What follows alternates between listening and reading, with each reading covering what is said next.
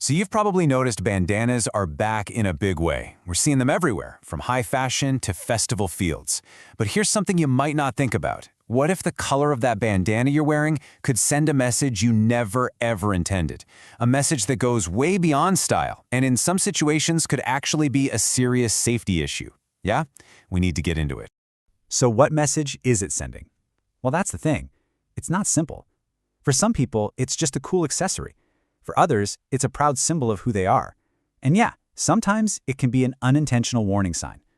The real key here is that the meaning isn't woven into the cloth itself. It's all about the context. And this slide really hits the nail on the head. The exact same accessory can be a totally chic fashion statement in one city and a really dangerous signal in another. And believe me, that is not an exaggeration. Understanding this difference is so important because the meaning is 100% dependent on where you are and what's going on around you. Okay, so let's dig into the foundation of all this. To really wrap our heads around why this matters so much, we've got to understand two things: the surprisingly deep history of the bandana itself and the incredible power of color psychology. You know, the word bandana actually comes from the Sanskrit word for to bind. And for a long, long time, that's exactly what it did. It was just a simple, practical tool for workers who needed to keep the sun and dust out of their faces.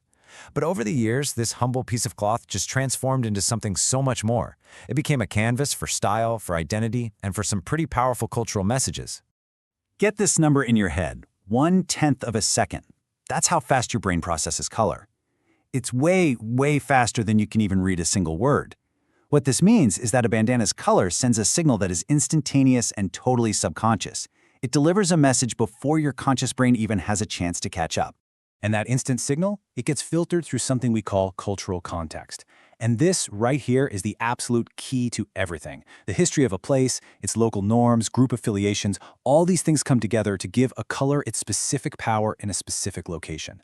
No color is born dangerous or safe. It's the context that defines it every single time. So, with that foundation laid, let's get really practical. We've gone ahead and organized the most common bandana colors into a simple risk spectrum. We'll go from high risk to low risk, just to give you a clear idea of what to watch out for. All right, we have to start with the high-risk colors, and there's no way to sugarcoat this.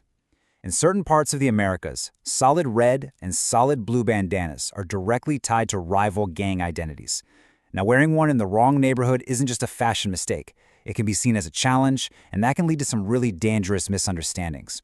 When it comes to these two solid colors, location is absolutely everything. Next up are what we call the context-dependent colors. Now, these are generally much, much safer, but they do require a little bit of awareness. Yellow, for example, usually stands for hope and positivity, but it can have specific group associations in some sensitive areas. Green is almost universally connected to nature and healing, but again, in a few very specific regions, it can be a sensitive choice. The key here isn't avoidance, it's just awareness. And finally, we get to the low-risk category. You can think of these as the universally safe choices. Colors like black, white, gray, and brown, they carry very little specific cultural baggage. I mean, sure, black might be associated with rock music or pink with advocacy causes, but these meanings are widely understood and they rarely cause dangerous confusion. For any global brand, these are for sure the safest bets. Okay, so we've analyzed the risks. Now let's talk about the most important part, the strategy. How do you actually make smart, safe choices whether you're a designer, a brand manager, or just someone out shopping? It really just boils down to a few key ideas.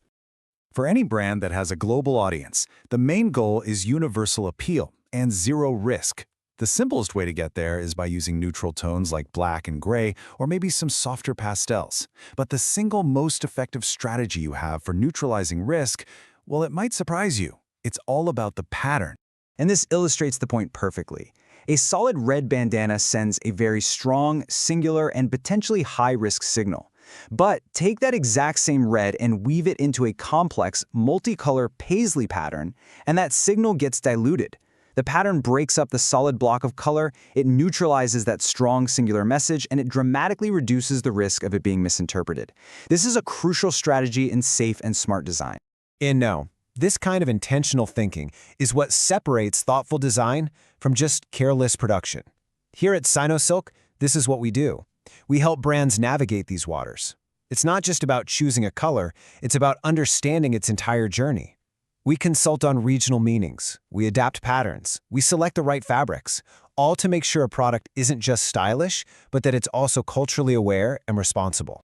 So, what started as a simple piece of cloth now carries these incredibly complex stories. Understanding them lets us engage with fashion not just with an eye for style, but with intelligence and empathy. It reminds us that what we wear really is a form of communication. So, the real question to leave you with is, are you sending the message you actually intend to?